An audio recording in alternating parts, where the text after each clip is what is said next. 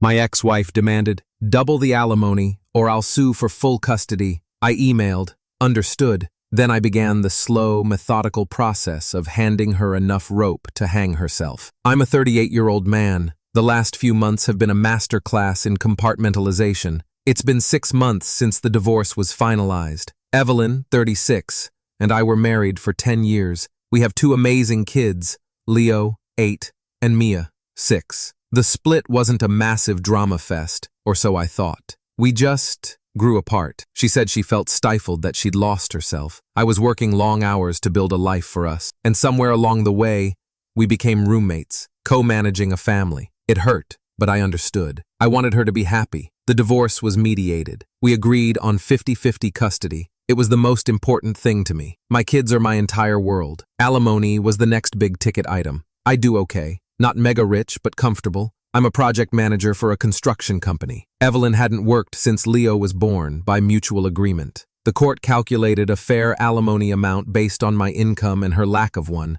It was a significant chunk of my monthly take-home, around $500, but I didn't fight it. It was for the kids' stability, to ensure their life with her was comfortable. I wanted to keep things as smooth as possible for them. For a few months it worked. The co-parenting app was our main line of communication. Drop-offs were civil. The kids seemed to be adjusting. I was adjusting. I was finally starting to breathe again, to feel like myself outside of being a husband. Then, last week, I got the email. The subject line was just, "Urgent, alimony, and custody." The email itself was short, sharp, and felt like a punch to the gut. It was from Evelyn. Market began. No warm-up, no preamble. The current alimony is not sufficient for me to provide a suitable home for the children. I have consulted with a new lawyer, and I am requesting an immediate increase to $7,000 a month. If you are unwilling to agree to this, I will be forced to file for a modification of our custody agreement and seek full custody, as I cannot guarantee they're on the current amount. I need your answer within 24 hours.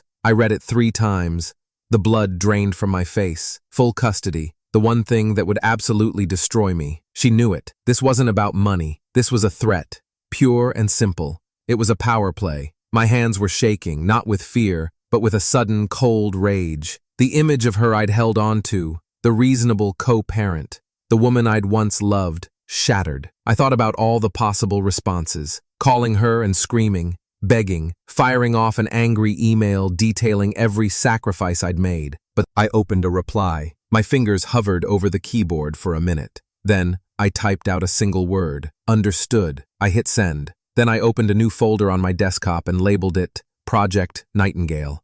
I don't know why I named it that. It just sounded serene, the opposite of how I felt. Update 1. Hey everyone. The comments on my original post were a lifeline. A lot of you said to lawyer up and dig, and that's exactly what I did. The understood email was me buying time. Her 24-hour deadline came and went. She sent a follow-up email that just said, "I ignored it. Let her wonder." Evelyn's mistake was thinking I was the same predictable, slightly weary man she divorced. She forgot that I'm a project manager. My entire job is about documentation, evidence, and anticipating problems. You don't start demolition without knowing exactly what's behind the wall. The first place I looked was where every entitled person hangs their dirty laundry for the world to see. Social media. Evelyn's accounts are private, but that's a flimsy lock. I created a new anonymous Instagram account, blank profile pic, nonsensical username. Then I went through her public followers list and found a few of her newer friends, the ones from her yoga class and a book club she'd recently joined. I sent follow requests to about 10 of them. For 2 days, nothing. The silence was maddening.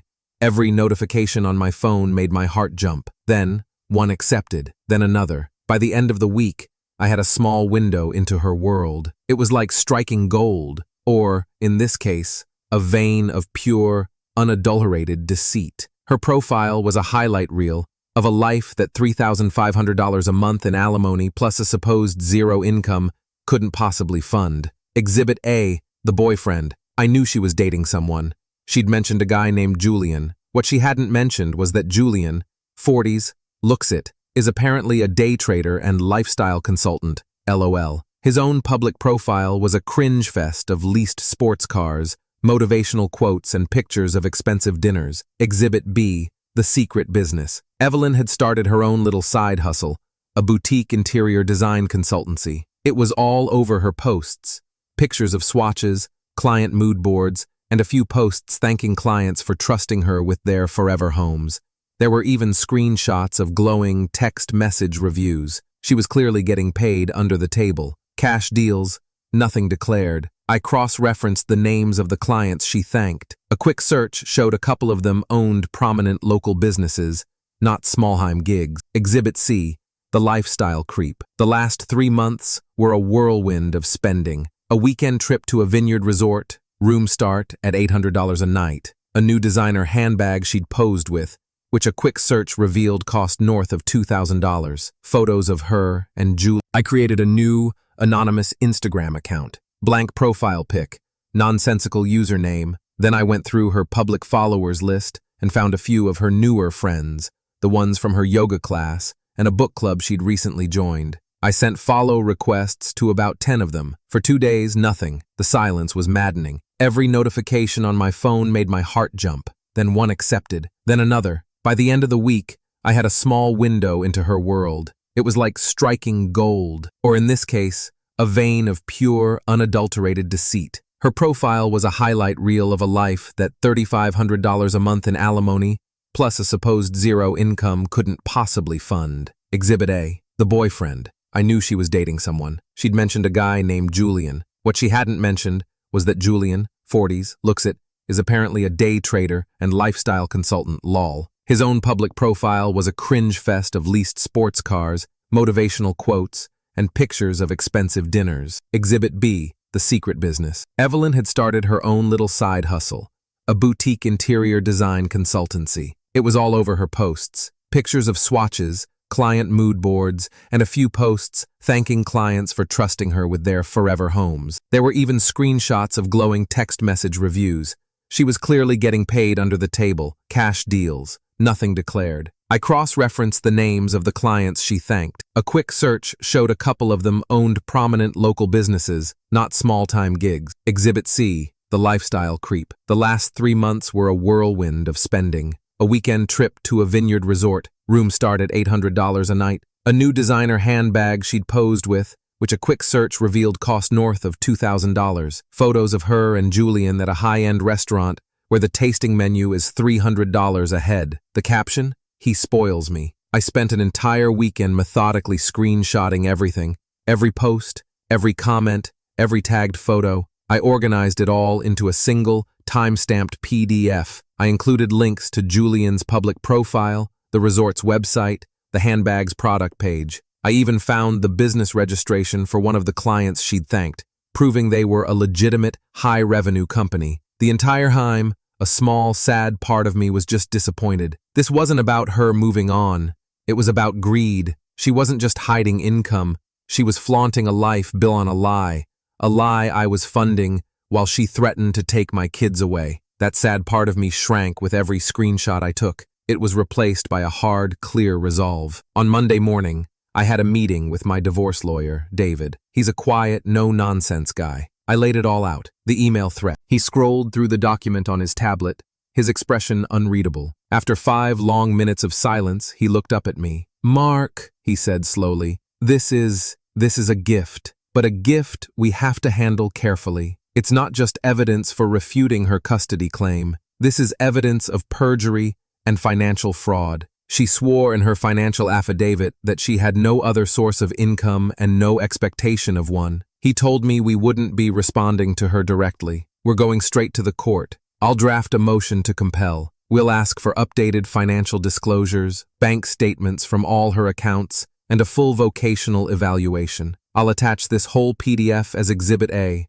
It's going to take me a few days to get it perfect. Once we file it, she'll be served. And then the clock starts ticking on her end. Waiting for him to draft it was hell. Every day felt like a year, but I knew he was right. This had to be perfect. Update 2. The motion was filed about 2 weeks ago. For a full week after that, nothing. Absolute silence. It was the most nerve-wracking week of my life. I knew she had been served the papers. I could only imagine the explosion on the other end. The silence felt more threatening than an angry phone call. It meant she was planning, strategizing. Then, last week, My phone started blowing up, a string of increasingly frantic texts from Evelyn. Evelyn, what the hell did you do? My lawyer just called me. You're trying to ruin me?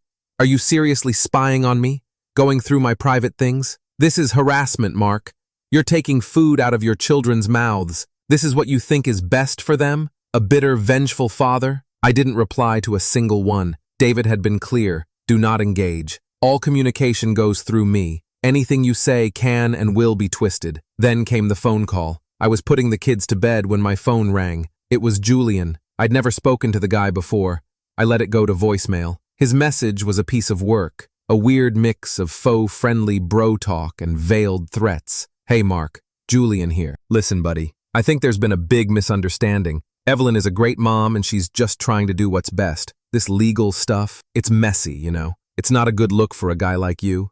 Makes you look bitter. We should all be mature about this. Maybe you and I can grab a beer, talk this out man to man, before things get complicated. This court thing is just unnecessary. Unnecessary. The casual arrogance was astounding. I saved the voicemail and forwarded a copy to David. The response from her lawyer finally came. It was aggressive. It accused me of cyberstalking, of presenting misleading and out-of-context social media posts, and claimed her nascent design business was merely a hobby that had generated less than a few $100s in gifted funds. It was pure bluster. David's response was brief and pointed. He noted that we looked forward to clarifying the context in a deposition, under oath, and that we eagerly awaited the subpoenaed bank statements, which would surely corroborate her hobby income. Another week of silence, and then she pulled the move that changed everything. This afternoon, I got a call from Child Protective Services. My blood ran cold. A complaint had been filed.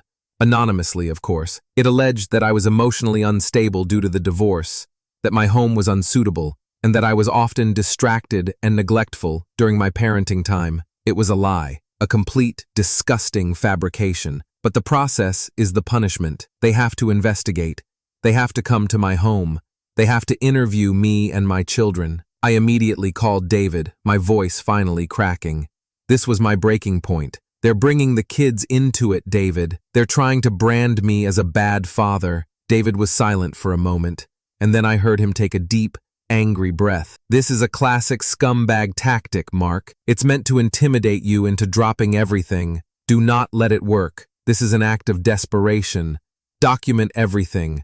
I'll handle the rest. He was right. I felt sick, but I pushed it down. This wasn't the time for vulnerability. This was war. She just escalated it to a level I couldn't have imagined. Final update. The CPS visit was a nightmare. A kind but weary-looking woman came to my apartment. She toured every room, looked in the fridge, checked the kids' rooms. She spoke to me for half an hour. Then she spoke to Leo and Mia separately, in a very gentle, age-appropriate way. It was the most stressful hour of my entire life. Watching my kids have to answer questions from a stranger about their life with me because of their mother's malicious lies, it lit a fire in me that will never go out. The caseworker told me before she left that the claim seemed entirely unfounded, but that protocol dictated the case would remain open for a 30-day review period. Another month of this hanging over my head. The stress was immense. That CPS call was her checkmate move, or so she thought. In reality, it was her tripping over the king and knocking her own queen off the board. The moment the caseworker left, I called David and told him everything in detail. Good, he said, his voice cold as ice. She's just handed us the kill shot. A frivolous, malicious CPS report is considered an act of extreme parental alienation by the court. It's not just a dirty trick. It's evidence she's unfit to make decisions for your children. He didn't just add it to our existing motion. He drafted an emergency motion for sanctions against Evelyn, a request for an immediate interim order granting me temporary sole legal custody, citing the clear evidence of harassment and her willingness to harm the children's welfare to gain a financial advantage. This wasn't just about money anymore. It was about protecting my kids from her behavior. He filed it the next day. This new motion, on top of the fraud evidence, was the tipping point. The previous filing made her look greedy. This one made her look monstrous. Less than 48 hours after David filed the emergency motion, he called me. It's over, he said. Her lawyer just called. He sounds like he's been run over by a truck. He asked if we could meet to finalize a settlement this afternoon. He said his client is willing to agree to whatever it takes to make this go away. The offer wasn't a settlement, it was a full-scale surrender. Here were her terms. She would immediately withdraw her request for an increase in alimony. She would agree to a permanent termination of all future alimony, effective immediately. She would pay back the last 6 months of alimony I had given her, $21,000. She would sign a legal agreement reaffirming our 50-50 physical custody arrangement, but I would have sole legal custody for the next 24 months, meaning I make all final decisions on education, health, and welfare. All of this was conditional on me withdrawing my motions and not pursuing the fraud and perjury claims with the district attorney. I sat with it for an hour. Part of me, the vengeful part, wanted to say no. I wanted her to stand in front of a judge and explain the CPS call. I wanted Julian to have to explain his lifestyle consulting under oath. But then I thought about Leo and Mia, a criminal investigation into their mother. What would that do to them? They love her. She is still their mom. My fight was with her, not them. Protecting them meant ending this, not destroying her for my own satisfaction. The sole legal custody was the ultimate protection. I called David back. Take the deal, I said.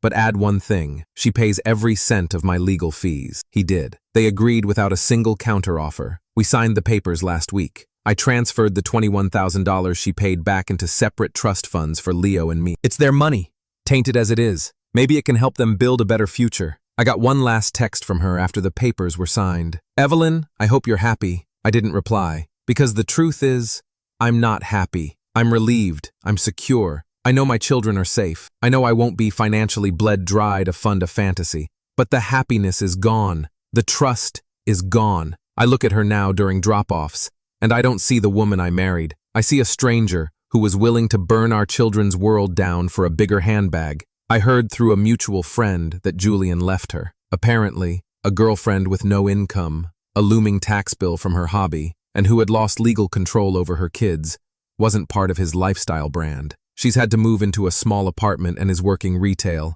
I don't feel joy at her downfall. I just feel nothing. She's a stranger now. Last night, the kids and I just ordered pizza and watched a movie. Simple, normal. As I sat on the couch with Mia curled up asleep on my lap and Leo explaining the plot holes in the superhero movie, I felt a profound sense of peace. This is my life now. It's quieter. It's smaller. It's also real. I'm not funding a lie anymore. I'm building a truth for my kids. And for the first time in a long time, that feels like enough.